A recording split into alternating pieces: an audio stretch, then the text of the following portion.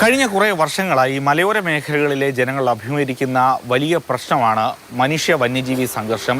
ഇതുമായി ബന്ധപ്പെട്ട് സർക്കാർ വലിയ തരത്തിൽ പ്രതിരോധത്തിൽ ആയി കഴിഞ്ഞിരുന്നു. ഇതിന് ഒരു ഇടപെടലാണ് സംസ്ഥാന സർക്കാരിൻ്റെ ഭാഗത്തു നിന്നും വരുന്നത്. അക്രമകാരികളായ വന്യമൃഗങ്ങളെ കൊല്ലുന്നതിനുള്ള നിയമ ഭേദഗതിയുടെ കരട് ബില്ലാണ് ഇപ്പോൾ പ്രത്യേക മന്ത്രിസഭാ യോഗം ചേർന്ന് അംഗീകാരം നൽകിയിരിക്കുന്നത്. തിങ്കളാഴ്ച നിയമസഭാ സമ്മേളനം തുടങ്ങാനിരിക്കെ ഈ ബില്ല് നിയമസഭയിൽ വരും. ഏതായാലും ഈ ഘട്ടത്തിൽ പ്രതിപക്ഷവും ഈ വിഷയത്തിൽ എതിർപ്പുന്നയിക്കാനുള്ള സാധ്യതയില്ല. കാരണം വലിയ പ്രശ്നമായി ഇപ്പോഴും ഈ വന്യമൃഗ ആക്രമണം നിലനിൽക്കുന്നുണ്ട്. നിയമസഭ ചേർന്ന് ഇത്തരത്തിൽ ഒരു ബില്ല് പാസ്സാക്കിയാൽ പോലും അതൊരു നിയമമായി വരാനുള്ള സാധ്യതയില്ല. വന്യമൃഗ സംരക്ഷണവുമായി ബന്ധപ്പെട്ട വിഷയം അതൊരു കേന്ദ്ര നിയമമാണ്. അതുകൊണ്ട് തന്നെ ആ നിയമത്തിൽ ഭേദഗതി കൊണ്ടുവരേണ്ടത് കേന്ദ്ര സർക്കാരാണ്. സംസ്ഥാന സർക്കാർ അത്തരത്തിൽ ഒരു നിയമം പാസ്സാക്കിയാൽ പോലും അതിന് സാധ്യത ഉണ്ടാകില്ല.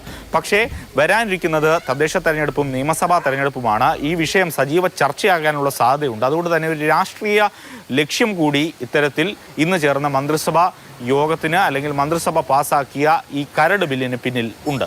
അതോടൊപ്പം സ്വകാര്യ ഭൂമിയിലെ ചന്ദനമരം വനംവകുപ്പ് വഴി മുറിച്ചു മാറ്റുന്നതുമായി ബന്ധപ്പെട്ട കരട് ബില്ലിനും മന്ത്രിസഭാ യോഗം അംഗീകാരം നൽകി. AK Stephin, Mathrubhumi news, Thiruvananthapuram.